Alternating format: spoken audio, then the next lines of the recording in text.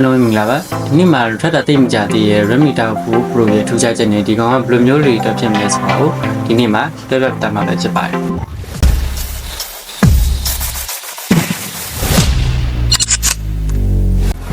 ရေစုံအနေနဲ့သူ့ရဲ့ဒီဇိုင်းအနေစလိုက်အောင်နောက်ဘက်ကင်မရာဒီဇိုင်းအနေနဲ့ Redmi Tab 4မှာသုံးထားတဲ့ကင်မရာဒီဇိုင်းနဲ့ဒါပေမဲ့ဒီ flashlight ထားတဲ့နေရာလေးပဲပြောင်းသွားပါတယ်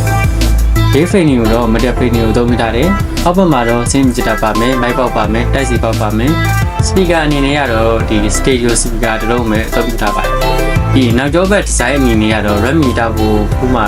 သုံးထားတဲ့ဒီအနီရောင် line လေးတွေမပါတော့ပါဘူး။ဒီဒါပေမဲ့ Redmi Tab 4 Pro ရဲ့အစိမ်းရောင်ကာလာမှာတော့ဒီ line လေးတွေပါတာကိုတွေ့ရပါတယ်။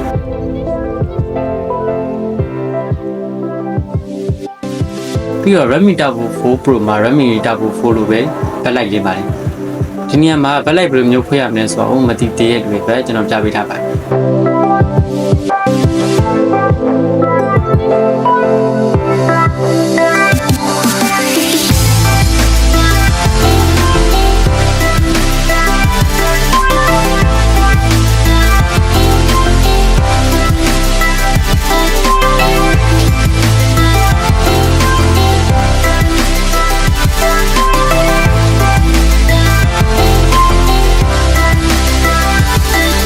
Tab 4 Pro က Tab 4တဲ့ပိုကြီးပါတယ်။ပြန်လင်းနေတဲ့ပိုကြီးပါတယ်။ Display အနေနဲ့တော့ AMOLED display ကိုသုံးထားတယ်။ 120Hz Dolby Vision 8DR tablet 8DR pixel 3200 နဲ့ peak brightness ရပါတယ်။ဒါတွေကတော့ထူးထူးပြောကြမလို့ပါဘူး။ဒီ Redmi Tab 4 မှာ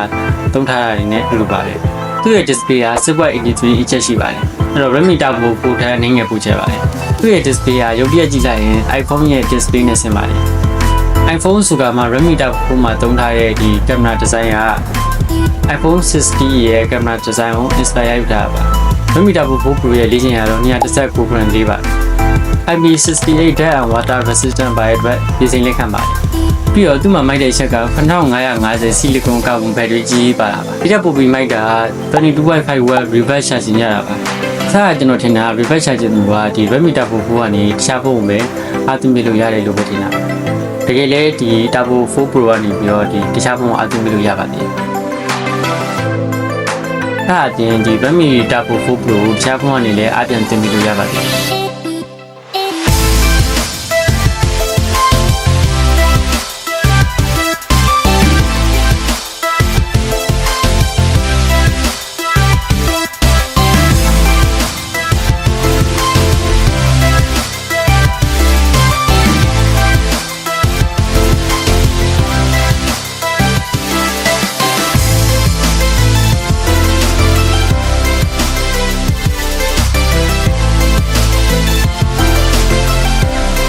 ဒီတခြား device တွေဖြစ်တဲ့ဒီ AirPods လို့ earbud လို့ smartwatch တို့လည်းအပြင်တင်လို့ရပါတယ်။ Okay အဲ့တော့ကင်မရာဘက်အောင်ဆက်သွားလိုက်အောင်။သူ့မှာသုံးပေးထားတာ dual camera setup ကိုသုံးပေးထားတယ်။ 15 megapixel main camera နဲ့8 megapixel ultra wide ဆိုပြီးတော့သုံးပေးထားပါ15 megapixel main camera ကို Sony ရဲ့ ALOID 600 sensor ကိုသုံးပေးထားပါတယ်။ဗီဒီယိုတွေရိုက်မယ်ဆိုရင်တော့ဒီအမြင့်ဆုံးအနေနဲ့ 4K 60fps နဲ့ရိုက်လို့ရမှာပဲဖြစ်ပါတယ်။သူ့မှာ OIS ကို EMF ကိုလုံးပါပါတယ်။နောက်ဆုံးအနေနဲ့အလုံးသိကျင်ကြမယ် performance ပိုင်းပါ။ Tab 4မှာ Dimensity 8400 Ultra ကိုအသုံးပြုပေးထားပေမဲ့အကြောင်းလေးအနေနဲ့ Redmi Tab 4 Pro မှာ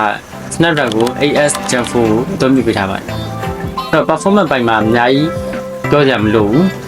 ။တခုရှိတာကပတ်ကြည့်မှာဒီ 120fps မရပါဘူး။ဒါပေမဲ့ဒီနောက်ပိုင်း software upgrade တွေရတဲ့ခါကျရင်တော့ရလာမှာပါ။ဘယ်ချိန်ရလာမလဲဆိုတော့ကျွန်တော်တို့စောင့်ကြည့်ရမှာပါ။နောက်ပြီးတော့သူ့မှာသုံးပေးထားတဲ့ cooling system မှာသူ့မှာသုံးပေးထားတဲ့ cooling system ကဒီ6000 square millimeter tube လုံး PD paper chamber cooling system ကိုအသုံးပြုပေးထားပါ